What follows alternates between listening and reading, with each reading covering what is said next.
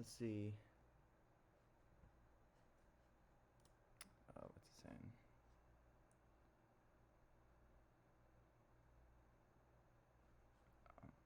Okay. All right. Well, let's see if this is working. Twitch.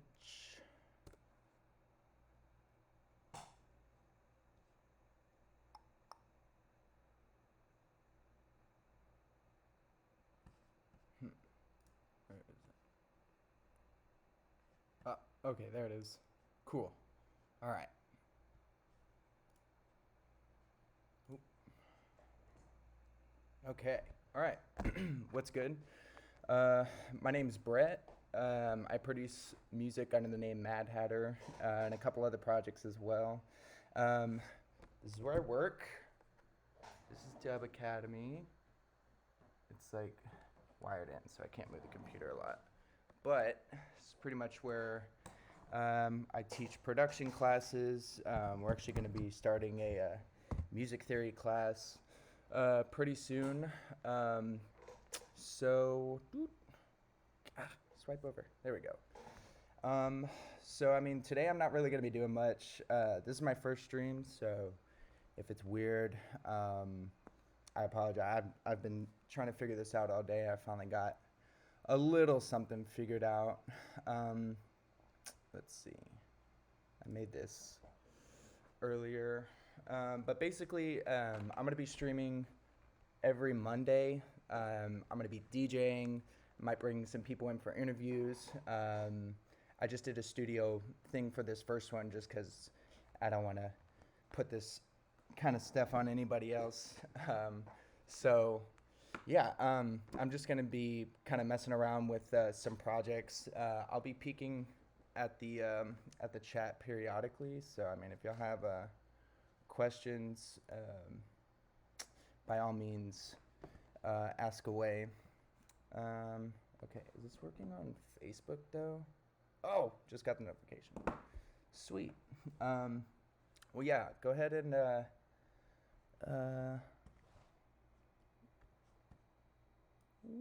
if you're seeing this, share share the link, shoot me a tag, and like I said, feel free to ask questions, anything. I'm really not focused on anything specific today. I'm kind of just going to be working through some projects.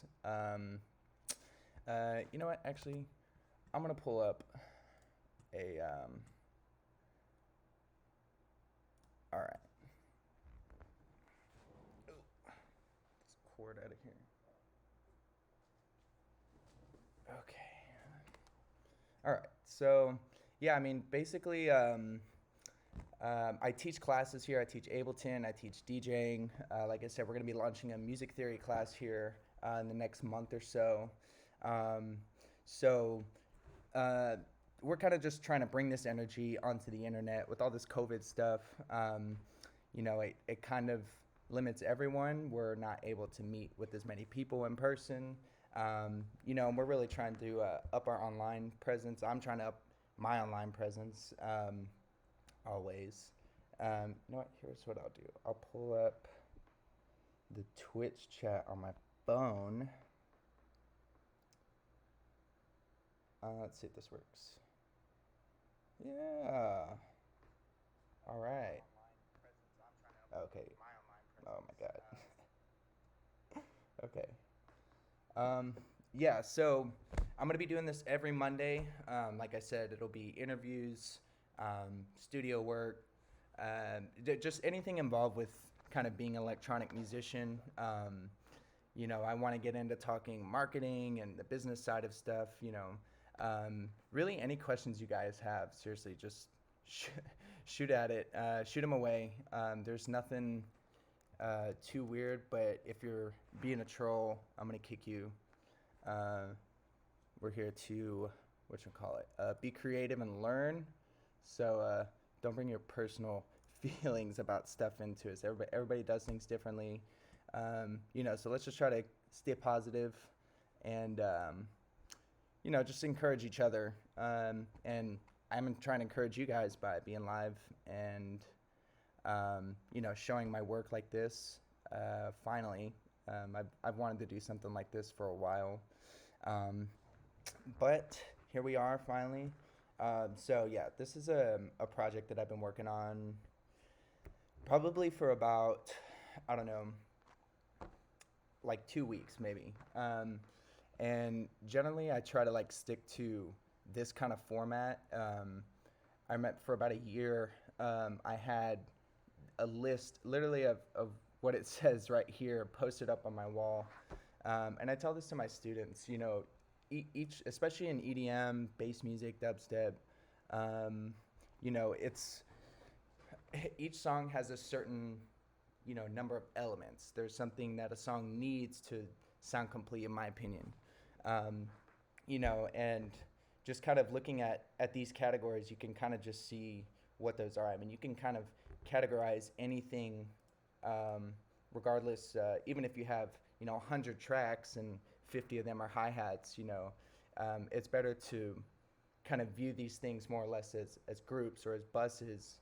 And it also, this makes it easier for stemming and, say if you're collabing with someone, it makes it really easy to just, solo each group. I like to, actually render, um, whatchamacallit, I like to actually render out each track. So I'll come through and I'll solo each one. I know there's other ways to do it. Oh, what's good? What's good, Benjamin? Um, yeah, so what was I saying? Sorry. It's been a long day. I can't think. Um, but generally, like, I like to go through and just physically do each one of these. I'll have the whole loop set, and then I'll come through Command Shift R or Control Shift R if you're on um, Mac, and I'll do these one at a time. It's a little bit more time consuming, but I have visual proof that each stem is going to be the same length. I know what tempo it's at, so it's easy to say if I'm stemming it out to be mixed and mastered or something. It's easy to remember what the tempo is, and not have any weird warping, or if you drag samples in, sometimes it'll start in like the middle of the sample or something when you drag it in. So this is just kind of more or less to be sure that I don't have to go and spend 30 minutes lining everything up, and just set a big parameter, and then each audio stem should be pretty much the same. The oh, look, oh, there's a bunch of people. All right.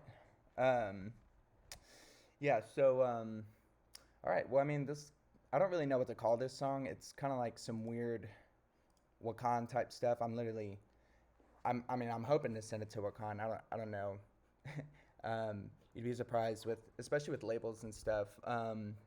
You could make something that you think is perfect for that label or that genre, and then you just catch them on a wrong day, or I don't know. I mean, everyone's different, and to think about how many submissions they're probably receiving, you know, you can't win them all. The best that you can do, or the most you can do, is just make sure you feel the best about your work.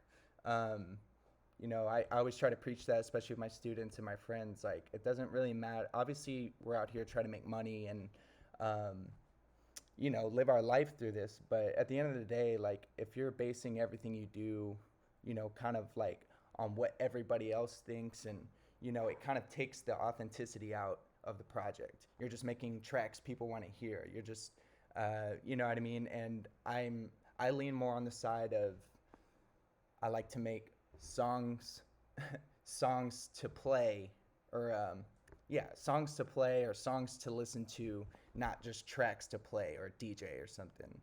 Um, and honestly, like, if that prevents me from getting signed to a record label, then whatever. I mean, I feel better about, you know being creatively comfortable, um, than I do about maybe compromising my creativity for, um,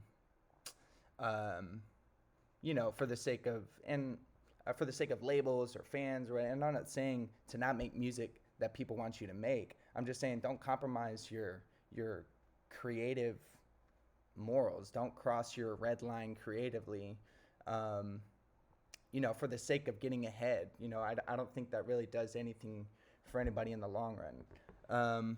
But yeah, so I mean, this vibe right here is just kind of what I've been rocking with lately. I'm gonna be bouncing back and forth between this project and another one, but I'm just gonna play it from here. It's kind of soloed. All right, let's check it out.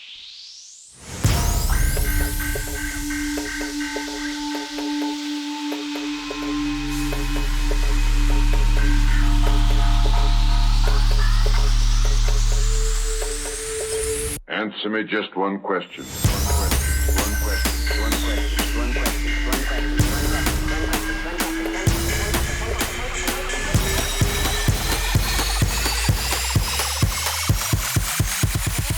Let's hear your proposition.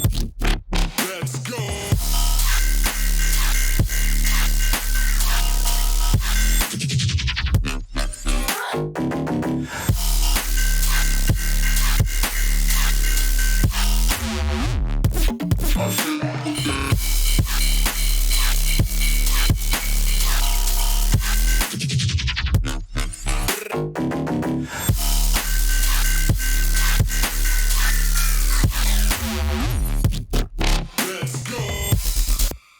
All right. So that's like a pretty aggressive track. I saw you had a question. All right. So Sean, I've learned how to get the tempo of a song with no tempo info in it. How do you get the tempo of a song with incorrect tempo in it?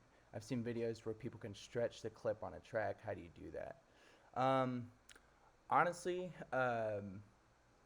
I will pretty much just drop it straight into Ableton. Like, say, it's a track at 140 and it's reading at something weird or whatever. I pretty much will just go into that unwarped.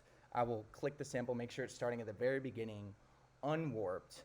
And when I'm really just not sure, you can actually come up here to there's this little tap button right here. So if you're, not sure of the tempos, you could come up and listen to it and actually tap on the tempo right here, and you'll see how it changes right there, as you tap it.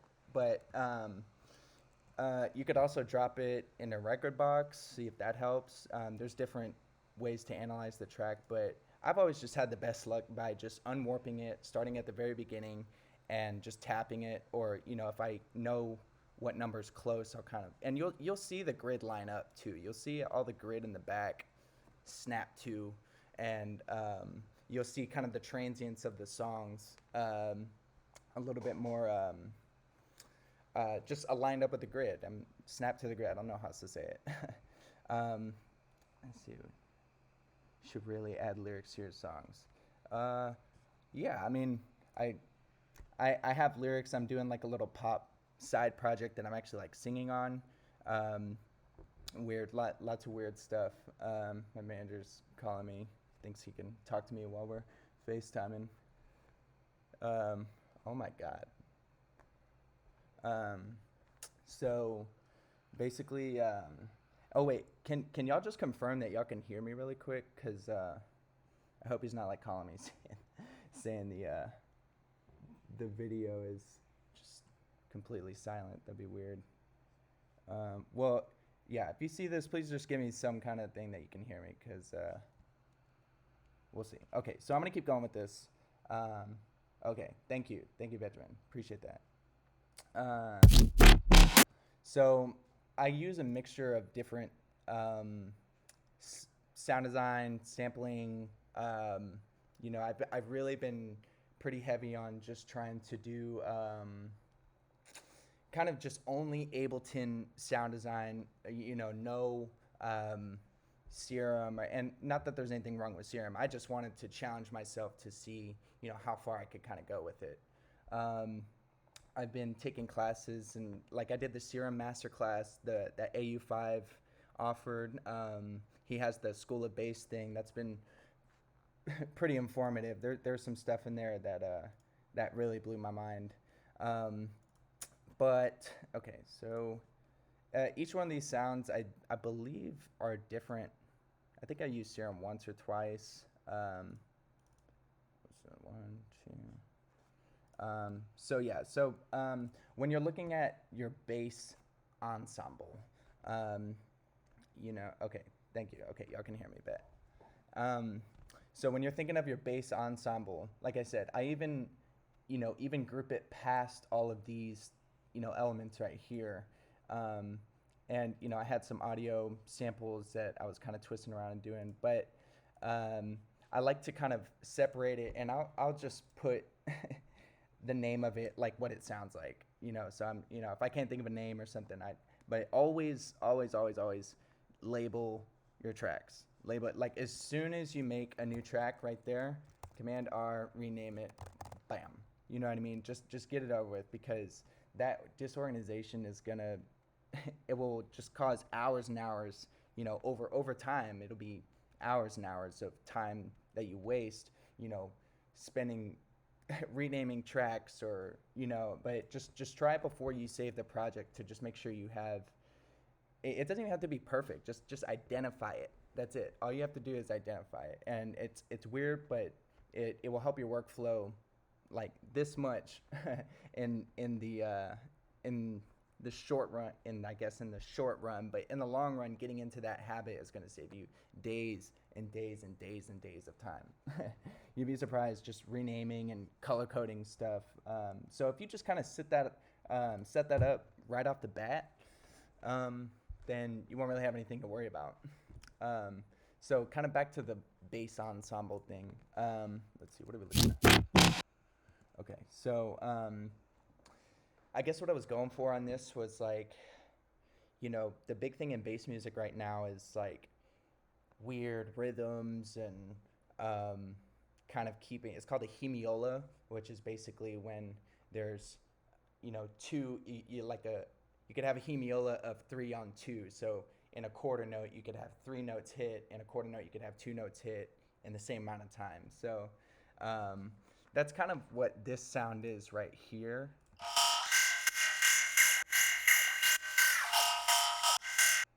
Right? So what a hemiola, or like syncopation, if you listen to like the tempo, it's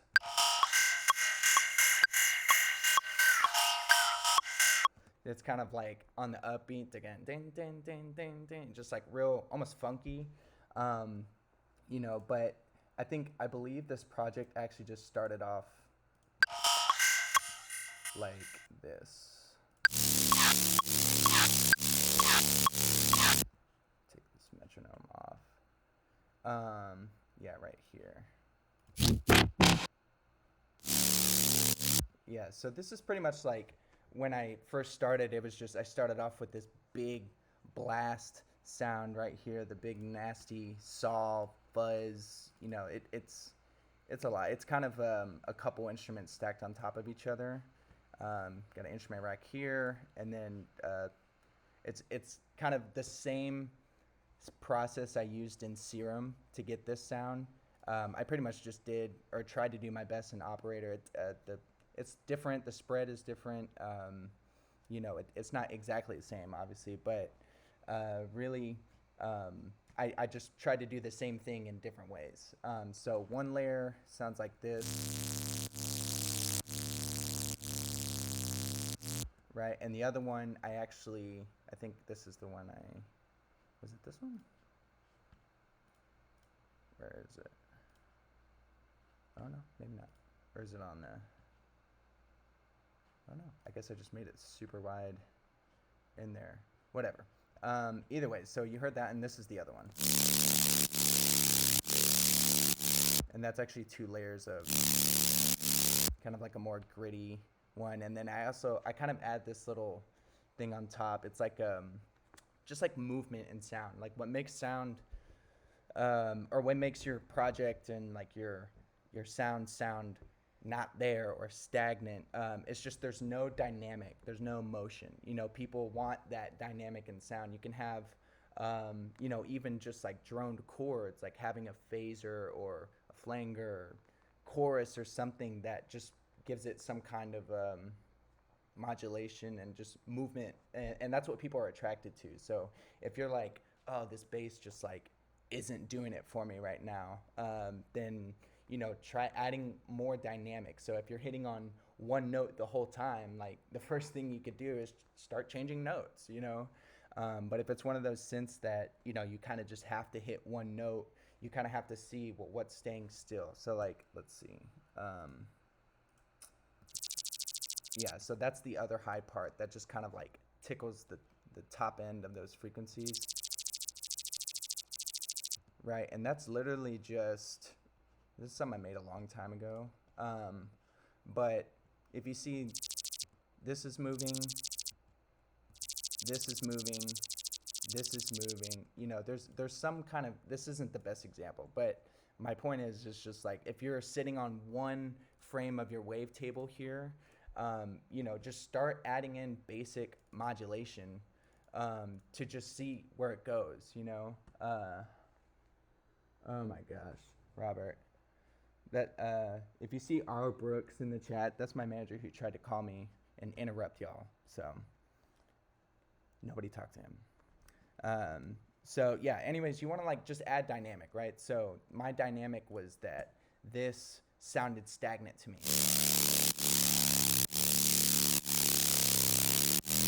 And you can kind of hear it changing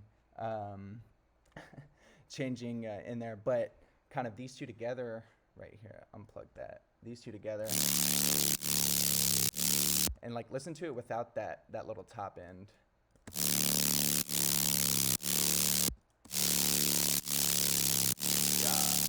Yeah, it just adds that extra, just slimy, I don't know what it is. So those two mixed together, mixed in with, right, and I believe in this one right here on the fuzz, let's see, I think where is it?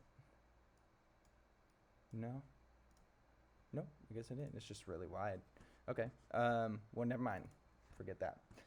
So I've got a layer of this kind of just as our base, just like, right? And so I always say this to my students especially, if you can't turn like the main part of your track, like say you turned off all the basses, right? And or like even in like a pop song or a rap song, like if you took off all the music and it was just like drums, sub, effects, stuff like everything but the main feature of the song. So like in this song, it's like all of the basses, right?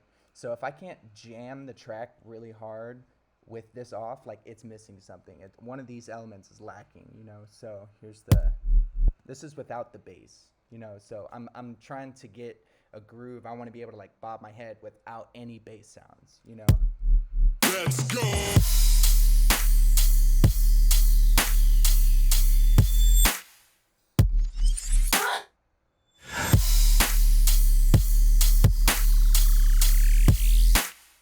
So I mean, it's kind of basic there in the beginning, but that's kind of what you want to do is you're looking to, you're building up the energy. It's a big build up, blah, blah, blah, blah, whatever. And you kind of want to focus all that energy into just like, I don't want to say minimal, but you want to focus that energy instead of being all, up in the air and gnarly. So this is kind of what I'm getting at is that like your drums are going to be more basic.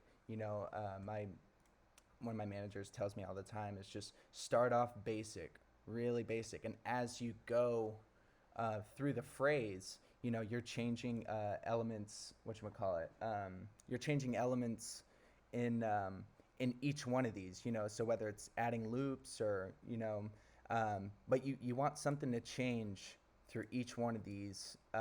And this is just how it's set up. But regardless, just think of it as like, okay, so here's one phrase right there.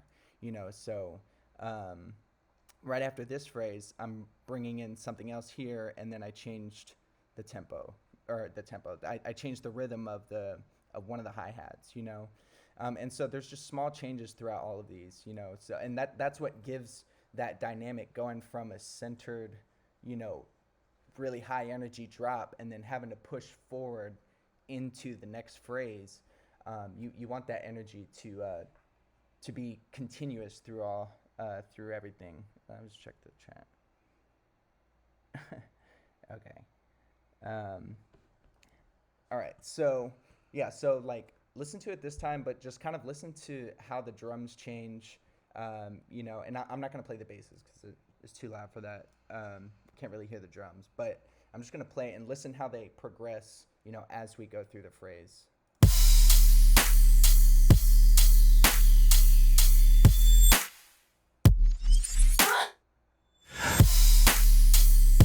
Right. So listen for the change right here.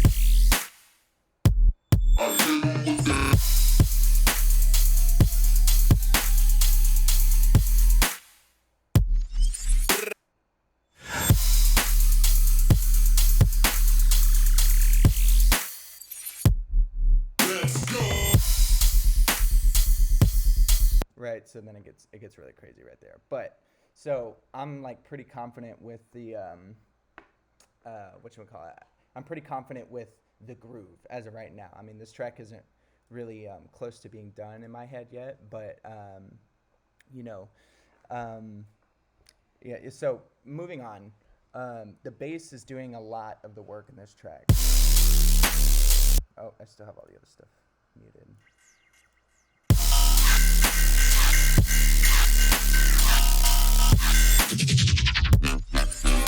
So like, and remember earlier I was saying dynamic.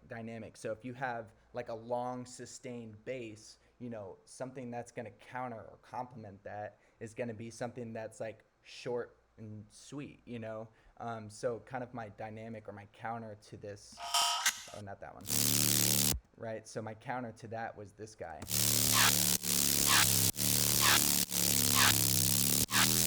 Right. So it kind of gives it that almost just that's what sets the tempo, and there's no drums or anything, but you're still adding that rhythmic dynamic into there. Benjamin's saying, I need help bridging stuff. Do you have any advice on bridging stuff? So I'll say this, like same thing I said with the hats. Kind of progressing your energy and adding energy as you go through this phrase, or whatever phrase. You kind of want to do that with the effects too. So, even if it's still kind of like a minimal track or even a big track, you want to let people know, even though they've never heard the song before, you want to let them know that something's coming, right? You don't want to just be like, it's in the middle of the drop and then just, you want it to build up and hit, and release. You want to give it that the drama. And adding these little, and it's just real quiet stuff. It's nothing crazy, honestly. I think this was actually an effect that I made.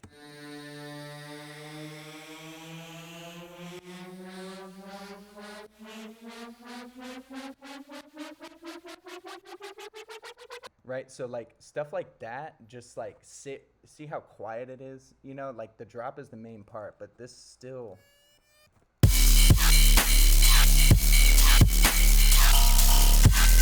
Right, like it's really quiet, but what you're going for is just to add that subtle energy. And what I'm trying to do in this song specifically is that this is where it changes right here. Right, so this is where the whole vibe of the drop changes, and we'll just put change here. So I know in between this area I need to have dynamic that pushes to the right. When you're working left to right in this view, you know what I mean? But you want your energy, even though it's at its highest after the drop here, you still have to keep them, busy. You have to keep them their attention through all of that. And so kind of by marking these little halves and quarters of phrases, which you can kind of see in the background, like it's dark, dark, dark, light, so if you, excuse me, get lost, you can try to reference that. Choking on my spit. There we go.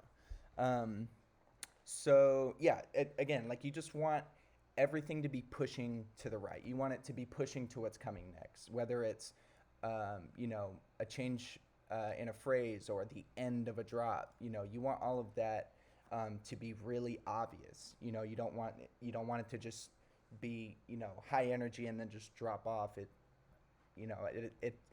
I don't know DJs that would play any songs like that a lot unless it was just ridiculously good. Let's see, how are we doing on? Ooh, there we go. Okay. So, hey, yo, guys, if you don't mind, if you're on Facebook, Twitch, share the link. Would be super, super appreciative. Like I said, I'm going to be doing this every Monday. So it's not going to be studio every time, but I'm probably going to do the studio stuff twice a month. So, yeah, please share the link. We're live on Twitch. I'm live on my Facebook page. Yeah, so like I said, just keep tuning in, and it's going to be a waterfall of information. So, yeah, stay tuned, through the coming weeks and months. So let's get back. Let's go up into the change part right here. So let's start where this effect starts right here.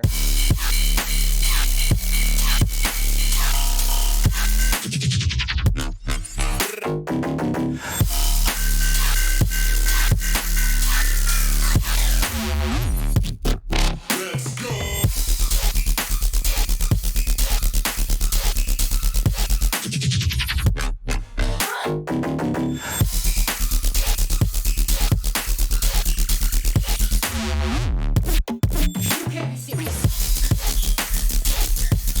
Right, so the effect in the back. And more effects.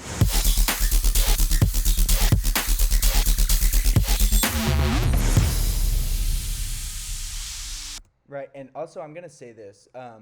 When I'm in this stage of the song, I kind of just got to the point to where the sounds are sounding good. I process everything the way that I want to. God, things not swiping. When I've gotten things to where I want to, that's when, geez, I can't think, because Robert, I forgot what I was gonna say. Thanks, Robert.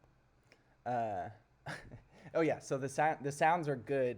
I'm happy with pretty much how the sounds sound here, but pretty much until I get to this point, I'm pretty much just putting sausage fattener on the master, just because I don't want to waste time mixing the track. I don't want to, in the beginning, I'm just trying to be creative, get my creative juices out.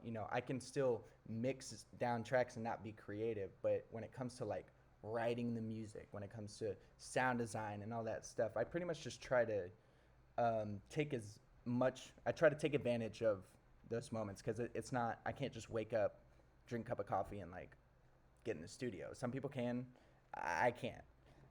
So I really try not to get so caught up in mixing when it's a brand new project. But as I go, I'll start touching it up more, and this is obviously pretty far along, but what I'm saying is just in the very beginning, you don't have to necessarily worry about, I need to cut the lows here. Do your basic mixing, whether it's EQing stuff, you're just cutting out frequencies that aren't necessary, in your hi-hats. It doesn't have to be anything super serious, but it makes a big difference in the long run. You know what I mean? If you have a bunch of frequencies that are coming through that don't need to be there, like a hi-hat that has it's registering frequencies at 100 hertz for some reason, you don't nobody wants that. So just do basic EQing. Like I said, the snare, just find out. Let's see, does it?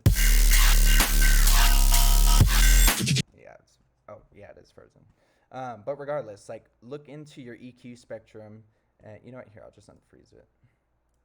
Right, so let's look back. Right, so all of that stuff right there, that's the stuff that would get in the way of your sub and the basses and all that real low end stuff. And with bass music, you want that to be as clean as possible. Everybody's focused on the low end of the tracks, bass music. So if you have a bunch of interference from, you know, not just doing basic EQing, um, it can start to snowball pretty quickly, and then you just feel overwhelmed, like, oh, I can't think of any ideas because it sounds so bad because I'm, trying to mix it and then I'm trying to be creative at the same time. Like, just put a limiter on your master or on the group or whatever. That way you're not worried about levels, trying to turn everything down. All right, bro, we'll see you. Um, but yeah, so don't overwhelm yourself with trying to mix it, make it sound perfect, right in the beginning. Like, get the idea out and then sort through it. That's the best way I think works for me. Um, so let's see. Wait, can we go to the Facebook? Does it show me live on Facebook yet? Let's see.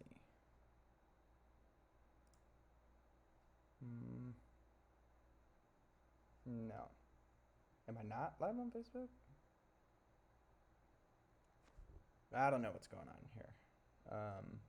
Oh, there it is. Okay, cool. Sweet. So, yeah, and if y'all have questions, man, just shoot them in this comment section, and I'll see them all over over somewhere. Oh, yeah, over here. I'll be able to see everything over here. So, pull this guy here. Um, let's see, Adrian.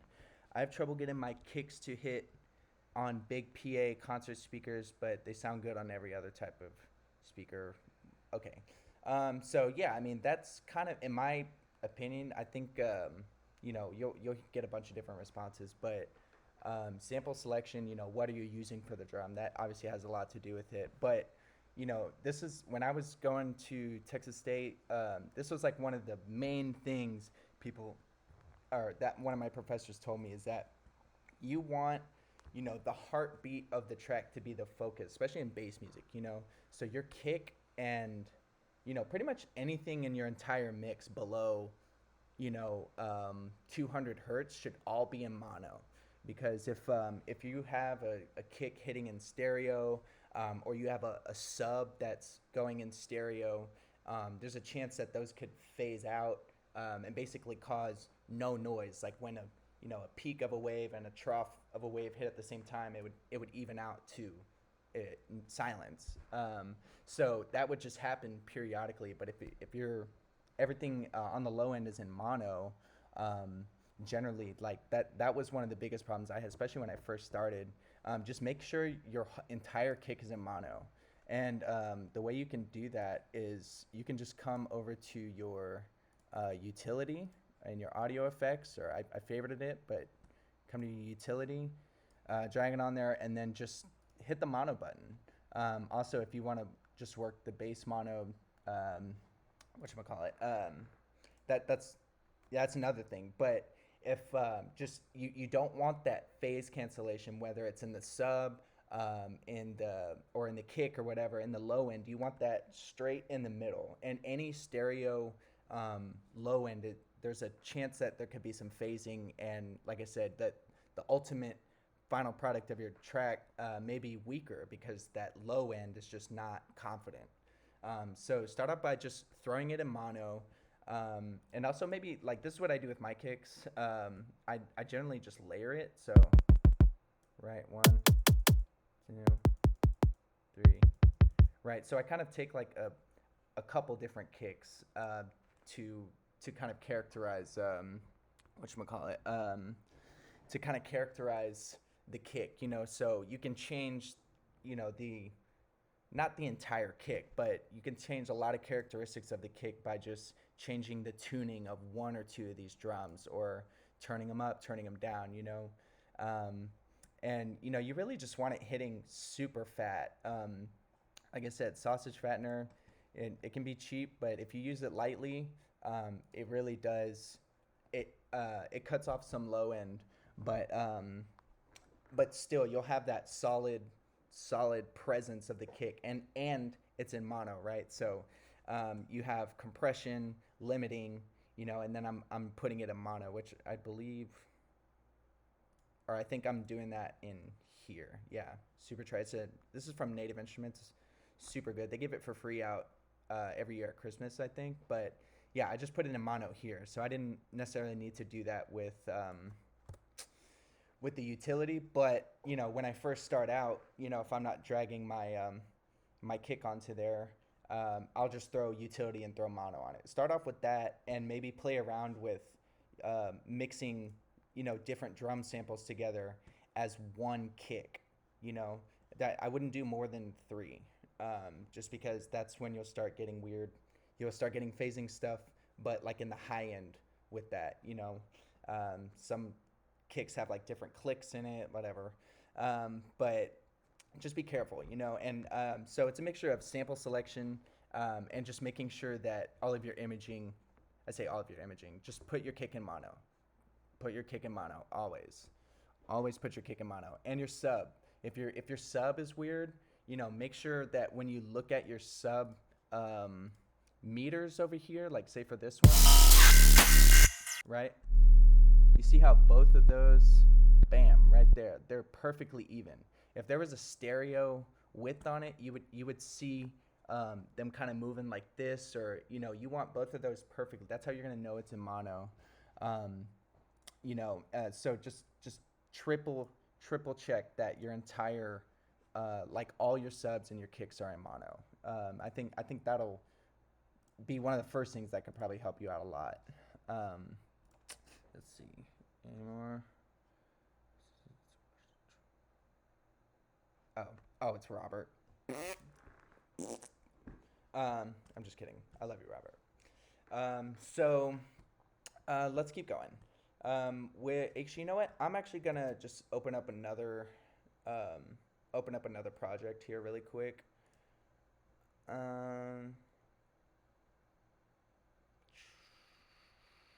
Let's do some dubstep. I don't know what that was we were just listening to. But whatchamacallit? Yeah, I don't know. I don't know what it was, just bass music or whatever. But this is more kind of wonky, wobby. But it's not as far along as this project, I don't think. So yeah, like I said, if y'all have any like specific questions, you know what I mean, just throw them in the whatchamacallit, in the chat, and I'll answer any questions you guys have, whether it's my personal life, or it doesn't have to be music related, or it could be business. Like, it doesn't matter.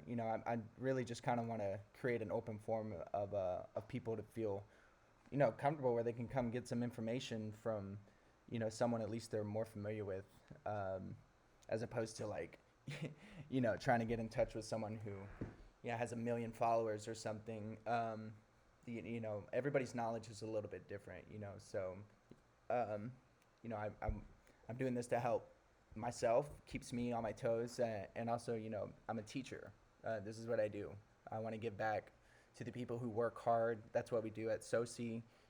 Anybody who's working hard and getting better, making themselves better, like I don't see enough reward and stuff like that, and I truly believe with audio production, this is something that if you work as hard as you worked, say like in college or in high school, to like be on football or be in band, or whatever you were good at as a kid, like you kind of have to apply that same kind of discipline to this stuff, and if you're not making steps towards it every day, it's kind of like, I just deleted Call of Duty from my PlayStation recently, and it was because I stopped playing for a week and I got terrible. I got so bad, and it was so frustrating, and I had shit to do, and I was just like, this game, I've already given it a couple months of my life. I got really bad really fast, and my roommates, all my friends were still super good, so it's kind of like that. Like, if you don't stay on top of it, and if you're not making a habit out of being creative and forcing yourself to try new things and forcing yourself to push past those writer's block, you just wake up and it's just like, oh, I can't think of anything. And it's just, there's so many knobs and buttons, I know it can be hard to be motivated sometimes, but you don't want to let yourself fall into that oh, I'll just do it tomorrow. Oh, well, like I missed it today, I'll just do it tomorrow. You know, it's called practice. You have to practice. Just because you're not making something that you're gonna put out doesn't mean it's not good for you. Practice, practice, practice, practice, practice. I've played saxophone for shit like 15, 16 years now, and yeah, and I practiced every single day when I was in school and when I was in college taking lessons every single day. So if you have to really commit to um, uh, oh Trace. Okay, let me finish this real quick. I forgot what I was saying. I'm sorry, but go back. I'm gonna record this and post it on my YouTube and my Facebook and stuff. So this is gonna be like information anybody can come and get at any time. But you have to put yourself in those uncomfortable situations. I think that with anything that you want to be successful in, you have to embrace the suck. You know, like when. Anyway, I'm not gonna go into more analogies, but. Okay, so Trace said, how do you normally start a project? Man, so it's different every track. It really just depends on what kind of song it is. Generally, like if it's melodic and, has a theme to it and you can sing it or whistle it or something, I'll pretty much start at the very beginning, working left to the right. This is with melodic stuff. It's not anything that, and it's not every time. I'm just saying generally, if I'm like I don't know what to do, I'll just put in a piano and start writing chords, or I'll go on to Splice and find samples and something to be inspired from. But with melodic stuff, I pretty much start right over here at the left and work over. And I would say generally with bass music, it's kind of a 50-50 between starting right on the drop and making a super dope intro and build up, and then nothing for, it'll be like that for forever. Let's see. So this is another project. I called it Work Board because I was bored at work when I made it. And so this is a little bit more melodic. This is a song, even though it's a bass song, it kind of started off like more future vibey. And I started right here over at the left, and everything I developed everything to the left. But it was an intro, a build up, and nothing else was over there. And it sat like that for like 2 months until the other day. So let's listen to this.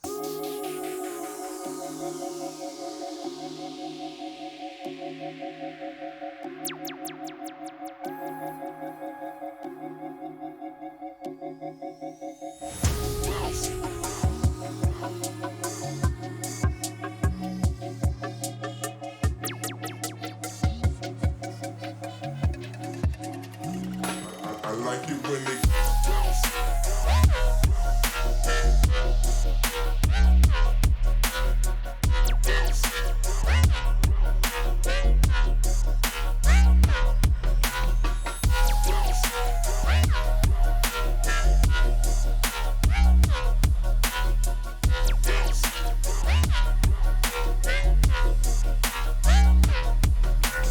This could be something like that.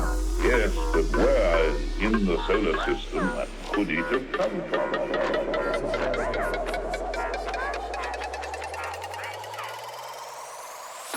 I like it when they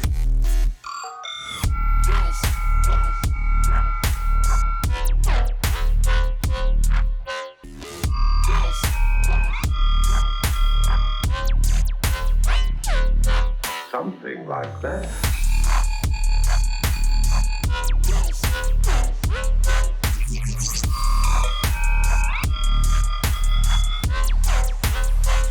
I like it.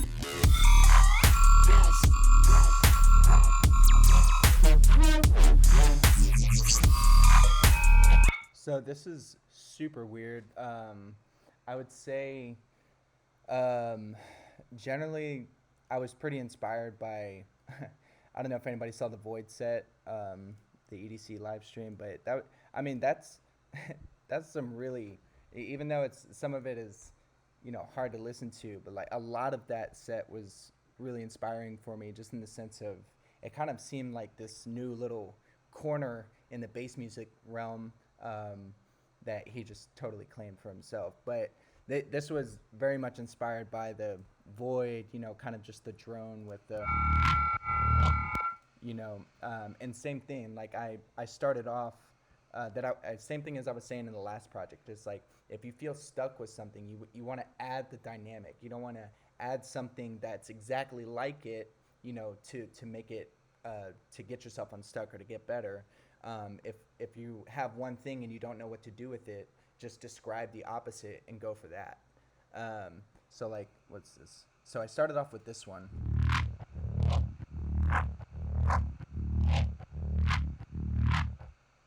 Right, and so same thing. I kind of have this like moving bass, and so to counter or complement that, a moving and okay, I'll actually do this. I'll physically describe it. It's moving, low frequency, and like wobbly, right? And so just take those words and go to the opposite. So high, sustained, and not. I don't know what the opposite. I don't remember what the other word I said, but you see what I'm saying. Just if you even have to draw it out like that in your head, that's kind of how I've gotten myself out of situations. So like just a little drone over that. I thought, oop, where'd it go? There it is.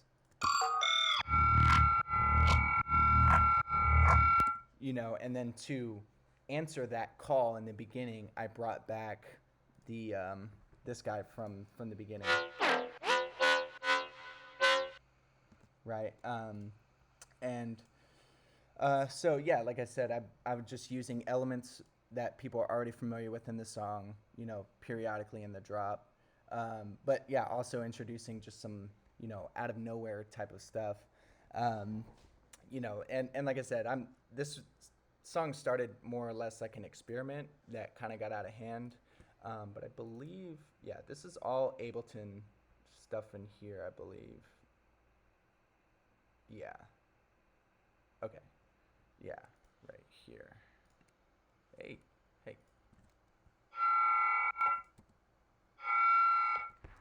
What happened? There we go. Gosh. There it is. Right, so basically how this is working, this is kind of set up like that Buzz one, set up from the other one. But what I'm doing is that this is all an operator. And so what this does is each, you can have 16, 32, 64 bands. It just gives you more detail that you can play with. But this is basically, think of this as just like a volume knob for this frequency band, or a volume slider, right? So, the low frequencies don't have a lot going on, and we're pushing kind of the mid-high and the really high stuff. So that if you're ever wondering what this is, all this is, just think of this as like, this is like an EQ window, right? And this is your low end with the bass. This is the super high end stuff that we can barely, not, or almost not hear.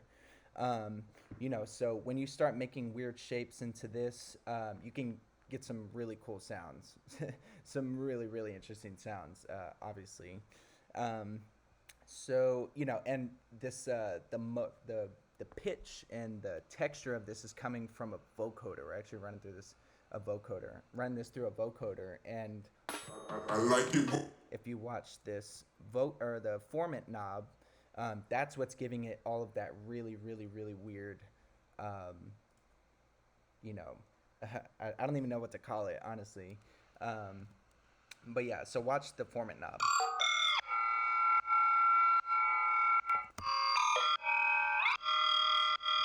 And here, we'll look at the automation, So this is just hitting one note, right? And so like I was saying earlier, you're going to have some stuff that's going to have, one note, or it's going to be, really stagnant and sustained, on the MIDI. So you need to do something with your effects, or whether it's like the arrangement of the sound, or, have movement in something else. This is just a without all of the, You know, if I was to turn the vocoder off, this is what it'd sound like. Right? Still sounds pretty cool, I think. But, you know, that vocoder totally just gives it a insane. I think this distortion is a little much. We'll turn this drive down. Right, perfect. So yeah, and same thing, just basic EQing. And the reason I put this glue compressor here is because I could see in the meter that, you know, when it does the right there, you can see the needle dancing. Oh, hello. Where's it at? Play it. Right, so when it pushes down this way, what that's telling you is that the sound coming into the compressor is louder, right? And when the needle moves back, the volume is going down a little bit, you know. So the best way I can explain compression is, you know, you have the same amount of information in a smaller or a bigger space, you know. So I want the entire like, let's listen to this without the glue compressor.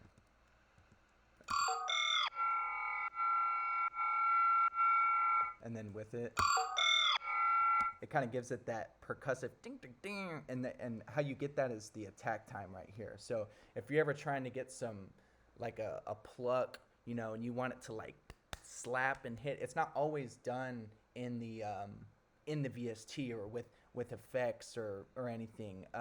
A lot of the times you can get that slappy or that plucky effect on top of it just by having a really, really insanely short attack time on your compressor, and then just pulling the threshold down enough to where it, you know, if you don't have it the threshold pulled down far enough, you won't really hear it. So the bigger the threshold, or the more negative the threshold is, the more obvious that click is going to be. So let's see what it sounds like all the way down here.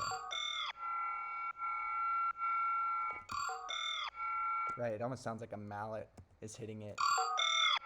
And right, so it's just a little bit louder that way. But yeah, that plucky, you can get some really interesting results by messing with this attack time, as far as, like, you know, just a general compression. I'm not talking about you know, using a sidechain compressor, or, you know, this is just like when you have the sound done and you need it to just be, you know, a decent volume and a decent size waveform for you know, to be mixed in.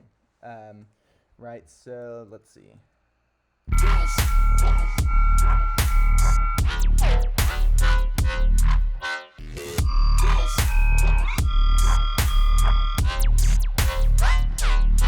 Something like that.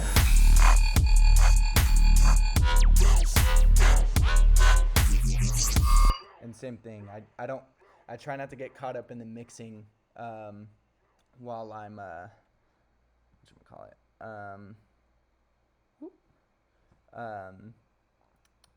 I try not to get caught up in the mixing side of it. You know, you can sit down and mix stuff, you know, fairly quickly when you know what you want it to sound like. But if you don't even know what you're making yet, like, don't get caught up on trying to get your sidechain perfect. Don't get caught up on trying to make the perfect sound or find the perfect drum sample or whatever. Just get through the creative stuff, knowing that you're going to come back later with better ideas, with maybe, you know, better samples that you pick from. But don't jeopardize a good idea just because you can't find a good kick, or you can't make something on Serum fast enough. You know, just do what you can, put it back as a placeholder. That's why I like putting my kick in MIDI, because if something's weird, I don't have to go and change out 1,000 kicks. I can just, you know, rotate out one of these drums and start adjusting it that way. You know, so is there anybody? Boop, boop. Okay. All right. There we go. Yeah, guys. And let's see. How long have I been doing this? Oh, almost an hour. All right. Well, so I'll probably go like another 20, 30 minutes. I'm gonna be doing this every Monday, every Monday. So, like I said, if you have producer homies, you want them to reference something or whatever, just use this information as you will. But it's gonna be every Monday, so just get used to it. So let's see. Let's go a little bit further into this. Actually, I'm going to go back to the beginning because someone asked how I started a project. And it usually, like with melodic stuff, like I said, it usually just starts with the theme, the idea, right? And I believe I actually just started with this sample. So what did it sound like beforehand? Let's unwarp it. Right, so that's pretty much what it sounded like. But what I did was I went and actually layered over that. I kind of I can hear the chord, and you can also get this if you can't figure out what notes these are. I would hope everyone knows about this, but I know a lot of people who still don't. You can get any audio sample, right, and you can right click on it, and you can click convert harmony to new MIDI track, melody to new MIDI drums, right? So you can get some cool effects by mixing those up, but if you're looking, you can't find the notes to a certain chord or something, just know if multiple notes are playing at the same time, that's harmony. Melody is like if you had like a guitar solo that was going super fast and you couldn't figure out what notes it was, those are single notes at a time, as opposed to harmony, which is like stacks of notes. And each one of these little processes is very different, but you'll get some cool effects by like throwing the harmony thing on drums or throwing the drums on harmony. But so what we're gonna do is we're gonna click on convert harmony, since it's chords, to new MIDI track, right? Derp, derp, derp, derp. Bam. And so now it does its best. It's not, but this will get you in the ballpark. You can tell what notes probably don't belong in there, or if you know what chord you're going for, it'll be easier to navigate through that. But if you're ever lost, you can't write a chord progression, just drag a piano loop in here, convert it to MIDI with the right click here, and adjust the notes that way. That way you don't have to use just a sample or whatever, right? So I started off with this.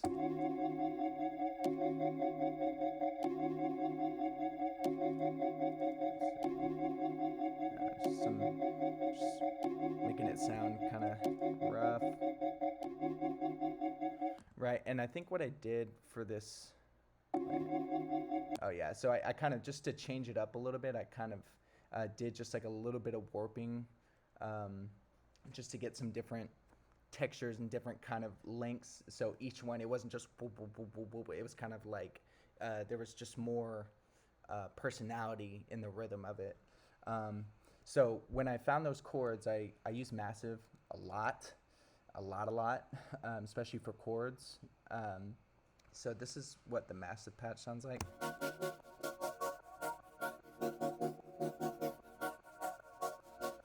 Right, and so I'll unfreeze this.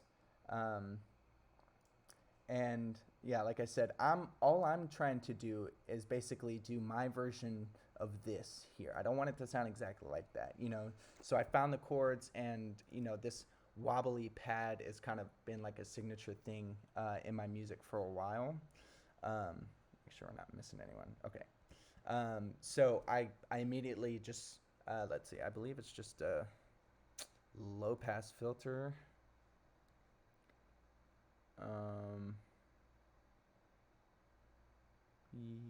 Let's see, what is that? So there's a little bit. Yeah, so I mean, it's pretty much just a low pass filter with some distortion. But let's take all these effects off.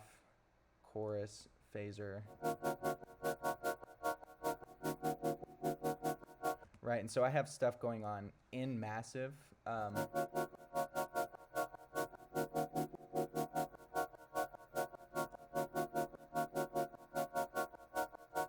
So you see the wavetable here moving through it. And like I said, those chords are hitting the same notes every time. So my dynamic, my change over time is this right here. It's stagnant chords with like an LFO on it. So I want it to be, it has a slower movement over this really fast one, right? So you can kind of hear it.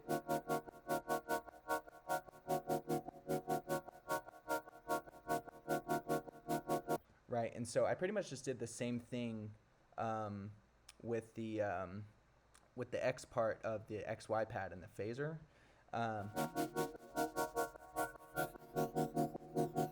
You can, what the phaser does is pretty much just takes a waveform and kind of does this with it. So, it puts a small delay between the left and right channels. So that's why I was saying earlier, you want your sub in mono so you don't have phasing. That's basically just different activity in the left and right. So this is all the way wet. You can really, really hear it right there. So I want some of my original sound to still be bleeding through. So I like that phaser effect along with the cutoff that I did. But like I said, all I'm doing here is just some basic automation and adding motion to it, right? And then the chorus makes it big and some basic EQ for you, right? Right, so you can see, looking at the glue compressor, some notes are way louder when the needle's over here than other ones when it's just tickling 5 over here. Yeah, I see it's going all the way more past 10. So that compressor is bringing up the quieter stuff that doesn't sound as loud as louder stuff and bringing down the louder stuff. So it kind of, sausage fattener eventually. So if you compress it enough, it'll just be a brick wall. Everyone's heard of the loudness wars.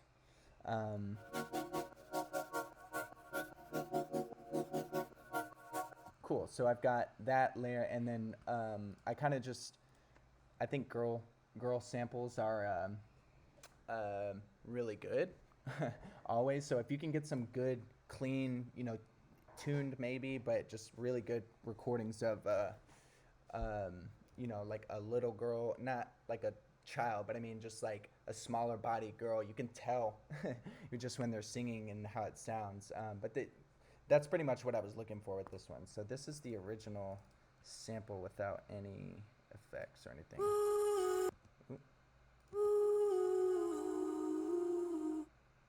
Right, so that was the sample by itself.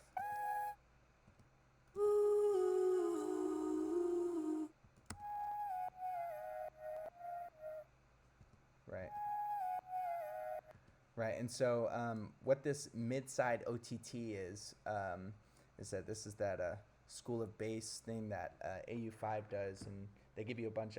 I've been using this religiously. It's great, but it adds distortion. Basically, you can, if there is any side presence, which there is, you can see the side registering. So this would just basically be right here in the middle. Or, kind of like mono, so, right, and then we'll turn this off and you can hear just the sides. Right, so what you're hearing is a blend of this and this.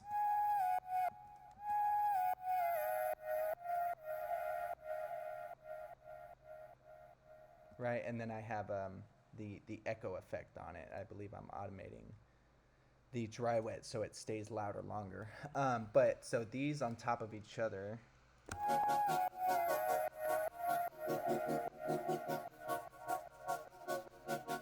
Yeah, and again, to kind of counteract this vocal sample, I kind of brought in a lower, I think like a more masculine vocal to kind of fill the space so it's not just with the melody anyways, right?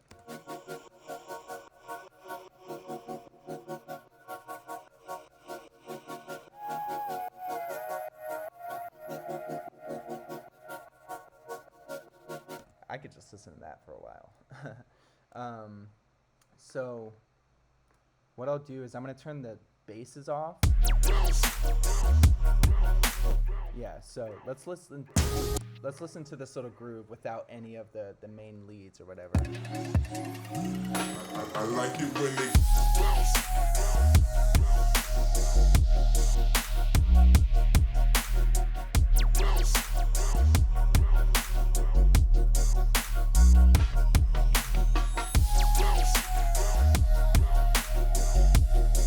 Right. So, like I said, if I can turn the basses off and it jams on its own, you're heading in a good direction. Let's see. What am I looking for here? Turn this guy back on. So this is the full thing.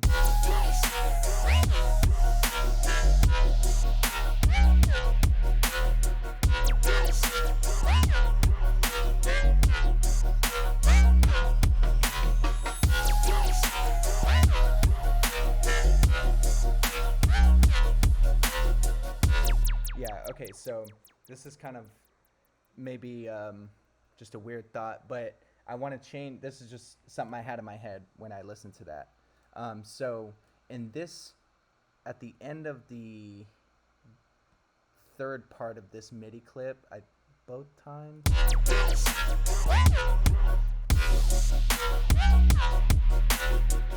Right there. Yeah, so at the end of the second part, each time it comes around on this second MIDI clip, there's kind of this space like right in here that it's just not being filled for me. I hear it kind of go dead, you know? So to kind of change, just keep the, you know, the listener's attention, and like this is kind of a signature thing I've done for a while. I'm gonna just change the actual LFO rate just to like a triplet or something. Right there.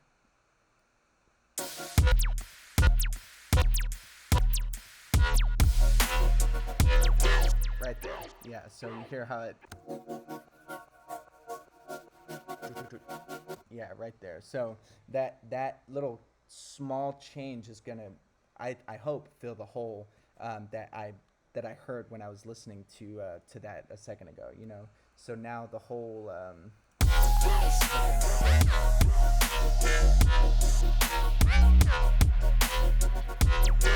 Oh, that's cool. I like that. If you don't like your own music, you're doing something wrong. You need to like your own stuff. Okay, you need to like your own stuff. Make your stuff for you first, always. But, you know, man's got to eat. I get it. But, you know, just stay spiritually active in your music. That's just, it's a quick road to nowhere, trying to do stuff that other people have already done, or just seeing if you could do stuff that somebody else has done before. The more you put yourself in a situation where you're practicing, or you're learning new things, or you're in an uncomfortable situation creatively, that's good. That's good. If you're having trouble, you know, you'll eventually run into so many problems the same way that you'll have a workflow just for getting out of problems, you know. And I'll, you know, through all the streams and stuff, I'll get better at this. There it goes. But yeah, and everybody has their own kind of troubleshooting methods, you know. But like I said, listening to other music that I've done in the past, you can kind of hear what I'm doing right here. If you, I have a song on Dramica, yeah, right here. This Survive song. Oop. It's not, I don't think you're going to be able to hear it. Dang it. Okay, that's fine. But if you get a chance, go listen to this song, obviously because I'd like you to, but more or less just because this is a perfect example of what I'm talking about. That's exactly what I'm doing. I think it's pretty much like very close to the same pad that I used on here, but just listen to the modulation of the LFO. It's just whoop, whoop, whoop, whoop, whoop, whoop, whoop. You know, there's not, it's busy the whole time. Whereas this one's like a little bit more kind of just straightforward, but you know, it lines up with the track. It sounds good. So let's listen to this one little thing and make sure that we repeat that when we come back over here into the next phrase, you know. Oh wait, I did it wrong. See, bam. Yeah. So if you need to mark your stuff, just do it. You know, especially when you're working with rhythms, and you don't want to have too much, an extra bar or an extra beat or something. So yeah, just set your markers. It's such an easy way to get around it. But eventually, you'll start to kind of memorize these numbers and where things hit, and where certain cadences are, where they should be and where they shouldn't be. So yeah, let's listen for the triplet right here.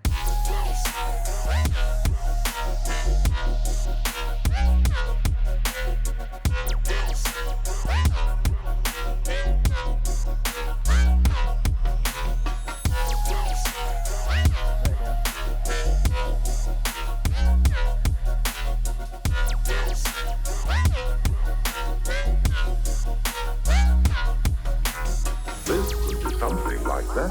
Yes, but So yeah, this is a pretty weird song, I'd say.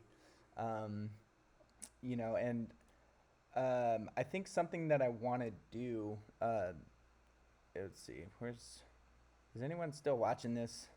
Um, yeah, so I think was something I'm gonna do. Is gonna be like, I'm just gonna, the next time I do this, or a couple times from now, whatever, I'm just gonna start a project from very scratch, and I'm gonna work through an entire project with, like, during these little Monday sessions or whatever. And we're gonna cut those up into little videos and just tips and tricks and stuff. But you know it's hard to explain how you get yourself out of problems that you run into sometimes. But seeing it, you know, hearing it and seeing it at the same time, make and just different producers produce different ways. So I definitely kind of want to get some of my workflow out there a little bit, just because I think a lot of it is just common sense. When once you learn it and you understand it, it's really kind of hard in my mind to see it other ways. Like when I listen to a track, these are the things that I listen for. These are certain textures of the track that have to be there. You need a kick. You need, for bass music, if you don't have, if you're missing one of these elements, whether it's melodic, kick, snare, effects, all your subs, all your basses and synths, and all of your vocals. Like, every song should have some form of all of these elements. And if you're feeling stuck on your project, go through this checklist. Go look and make sure you have all of the things necessary to kind of get your message across in the song. I like it when Yeah, let's listen to this one more time. Actually, let's listen to the second one. See how this goes. that could he have come from?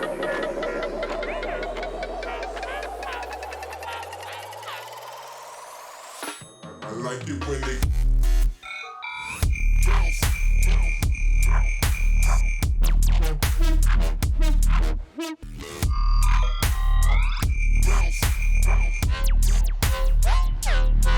Something like that.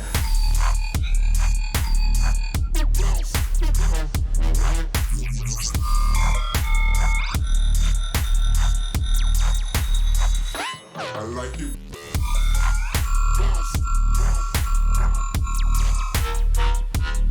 So yeah, and it's same vibe as earlier. Just always try to add in variation for your second drop. It's sometimes songs are just that way. The drop or the song is just so crazy. It's good enough to have just the same drop again or something.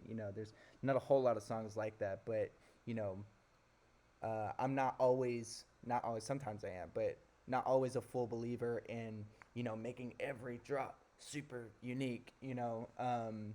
I think you can make variations of a good idea sound like a full song, as opposed to putting in unique ideas into every build up and drop. And I'm not saying that's a bad thing. I just I've noticed that would put good ideas in the wrong place for me when I was making music. It just, I would try to do too much at once. So if you come on a good idea, or if you come up on a good idea and say, like you finish it in a day or something, and it's like a full drop, um, just chop that up in whatever way you want to. But I mean, don't use that creative energy on something. You don't want to make two different songs. I've made a lot of projects where it's like, this is dope and this is dope, but they sound like two different songs. So try to just stick with the idea that you originally go with. Don't deviate too much from it, as far as just like the texture and the sounds that you're using. You can go from dubstep to psytrance, but the bridging thing between those is going to be the sounds you use and the drums. Even though the beat changes and the vibe changes a little bit, you're still using textures that you've used before. It's not just some idea completely out of left field. Let's see.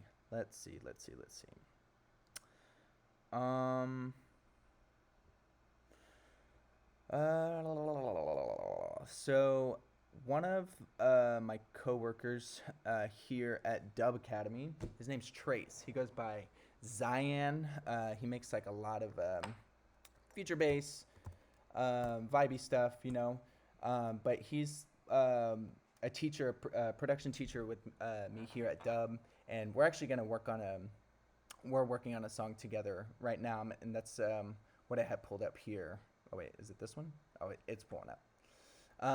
But yeah, go give Zion a follow. Hit him on Twitter, Instagram. Come see him at Dub Academy. I wasn't following him, but I am now. Am I missing? Oh, it's not gonna update. There it is.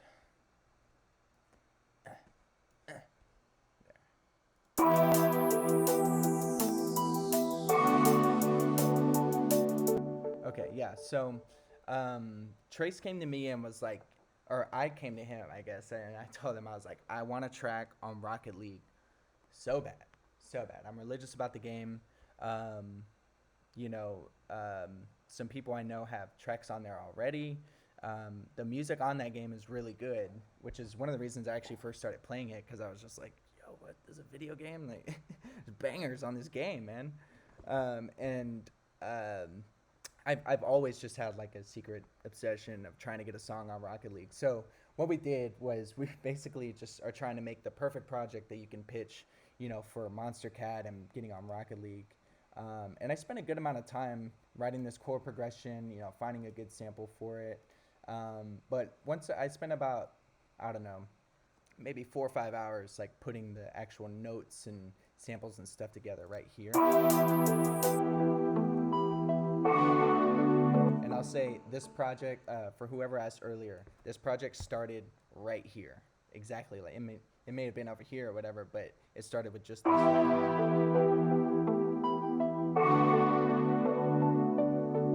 Right, and so let's see which one.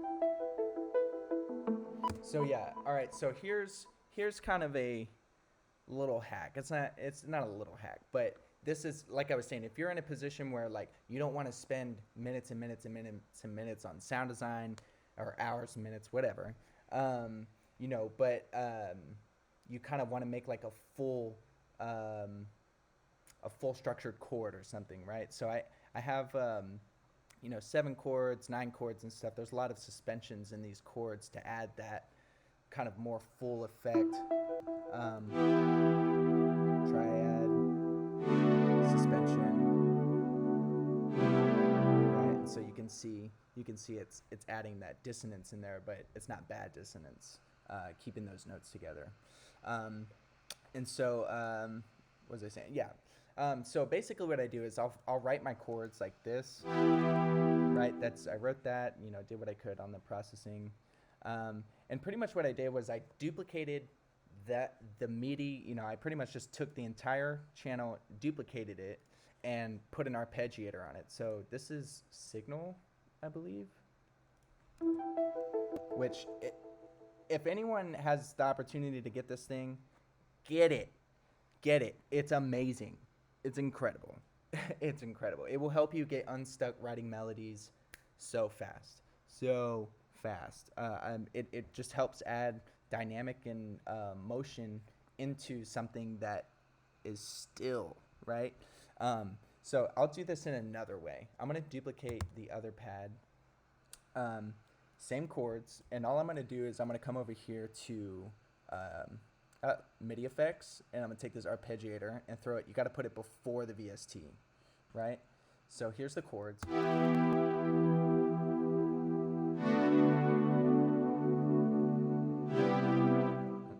back here, and then here's the chords like arpeggiated.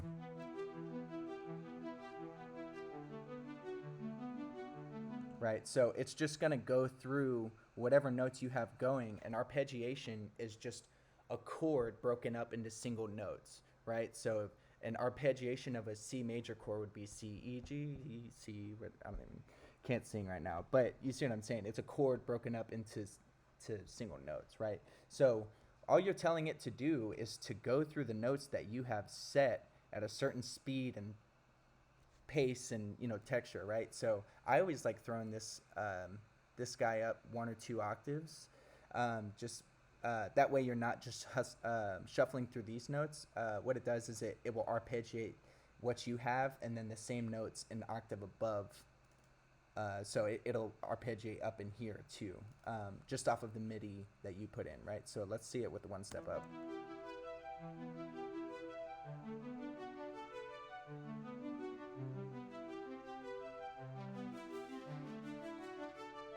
Right, and as you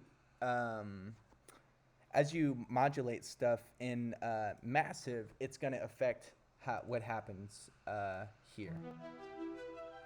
Right, so that's the attack time. I think is a little. Let's do something drastic. Let's do something drastic.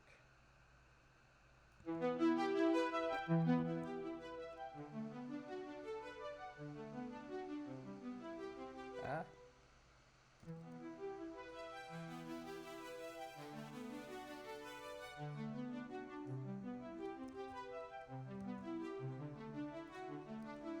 Right, so I did a little automation with that there. So, and yeah, you can change the rhythm.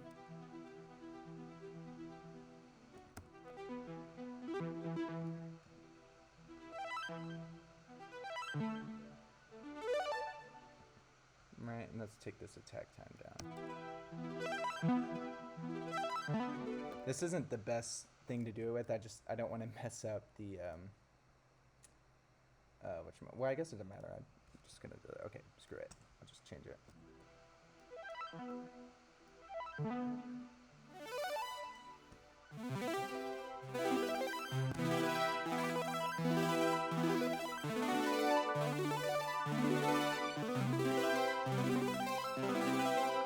Right, and so this gate, what it does is it separates the space between the notes. You can have real long,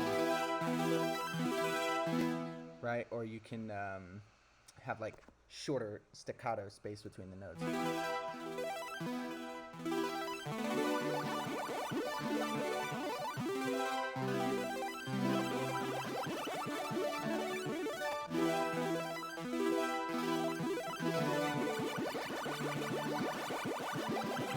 Yeah, you get some pretty cool effects on that. But enough with that. So that's pretty much what I did just to get.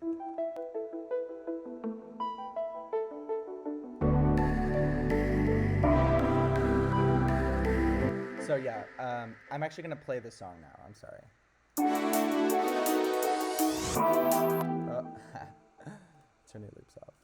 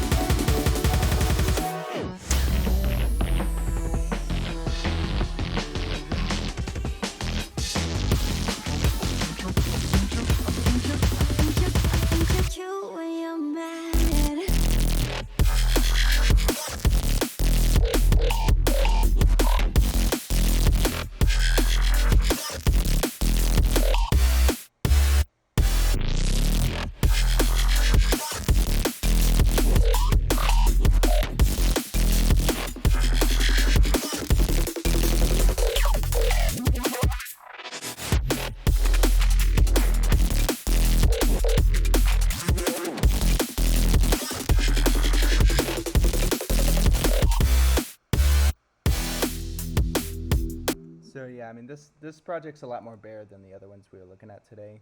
Um, so this would even, I'd say, is 10 steps behind the last project that we just looked at.